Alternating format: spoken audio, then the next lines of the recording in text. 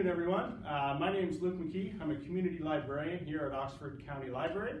And one of the things we'd like to do at Oxford County Library is participate in more community conversations, get in touch with people out there in the community, business leaders, community leaders, parents, teachers, politicians who are doing things and connecting people in our community, in our towns, and in the places where Oxford County Library is. So with that in mind, we'd like to begin a segment here we call 5 Good Minutes, where we put 5 minutes on the clock and ask 5 questions, either about a person's involvement in the community, their job, or their role with libraries. So today, the first one we're going to do here is with Marcus Ryan, Mayor of Zorra Township, Oxford County Councillor, but more importantly for my sake, he is a member of Oxford County's Library Board. So hopefully today we can find out a bit more about what that role is. I'm going to put 5 minutes on our phone here. We're going to stick to the time limit, 5 questions, and we'll try to end with some book recommendations from Marcus here for you at home. So here we go. So are you ready to go, Marcus? I'm ready to. Okay, first question for you. You're an Oxford County Library Board member. Can you tell us a bit about that role and the role a board member plays in the community here in Oxford County? So library board members meet under the authority of the Ontario Libraries Act, which governs how library services are delivered everywhere in Ontario. The Act is the same for everywhere.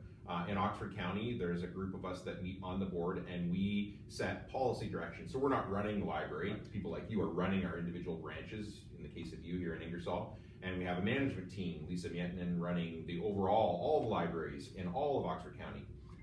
So the board sort of meets and discusses policy. What are the policy directions, the kind of overall services that we want to deliver and how we're gonna, which ones we will and won't fund, and resources will be allocated and things like that. But it really is a collaboration at the board level between the board members and staff. So the board members bring sort of what do they think the community needs and wants are, and staff sort of bring the knowledge of how that can be delivered and what the challenges might be. And between those two, hopefully you find a new way to deliver services either more effectively or more efficiently for all the residents of the county. Great. Can I ask you, what motivated you to take on this position? So when you are a mayor, or in the case of Zorra, or a county councillor, you sit on lots of different boards and committees for all kinds of different services. And library appealed to me. I have 2 elementary school age kids. When I started, my son's in secondary school now. Our whole family are avid readers, but I'll be honest with you, one of the things that appealed to me was that I did not have an Oxford County Library card. And I thought, this is interesting because I read a lot, but I'm not directly using the service. Mm-hmm. And when you look into one of the challenges facing libraries nowadays, that is one of the challenges, is that people are actually reading a lot. They're not consuming their knowledge in the same way that they used to consume it, going into the library, checking out a book, a physical book off the shelf, taking it down.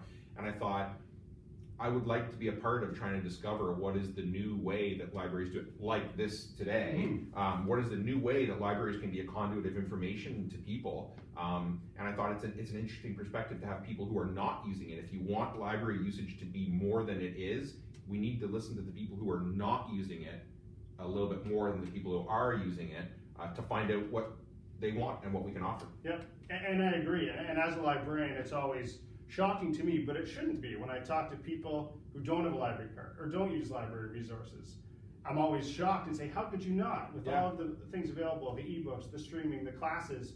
But of course, if we're not getting the word out to people, or people maybe weren't brought to the library when they were young, then they're not going to get a card when they're older until, like you say, maybe they have a family of their own, participate in a story time, or need books for their kids and realize, hey, the library's there and I need to reacquaint myself with it. So as you said, you're a reader, and we are getting close to our time here. So I'm wondering, first, before we get to book recommendations, what role do you see libraries playing in Oxford County, maybe in the future, if we look 5 years in the future, or over the next 5 years? So to me, I've always thought that, we created libraries, thousands of years ago as that was our way to transmit information from one person to another without doing it like this, face to face. We could write it down and there it was, and anybody could come and pick that up. And for thousands of years, that's been done with a piece of paper and writing on it. But this is another way to transmit information from one person to another. And I think that libraries need to relook at, the role in my mind is the transmission of knowledge, whether it's fiction or nonfiction or whatever. That's the role. And we need to look for those new ways that people want to consume that knowledge and get it to them that way. So initiatives like this, maybe this is the way people want to consume it, is short 5-minute, podcasts and videos on things they were not aware of before. And maybe this will trigger them to go on then and say, now I want to get a book out on this, or I want to download an audiobook on that. So I think this is the kind of thing that I think we need to be looking for is new ways to transmit information. Okay. The book was always the way. It's not necessarily the physical book in the future. Okay, agreed. Having said that, Yeah. I'd like to end with a book recommendation. You said you're a reader. It doesn't need to be an adult book. It could be a great book you've read with your kids. So 1 or 2 books, if you have them, that we can share with the people at home, maybe, that you've read lately, or a favorite book from the past. If you could leave them with that today, we'd really appreciate that. So one challenge I have as an elected official is I spend a lot of time reading, but a lot of it is agendas and reports. Not a whole lot of time for leisure reading. Right. I will end with one. The title is a little bit blue, but it's The Subtle Art of Not Giving which I think at this time right now is an interesting book.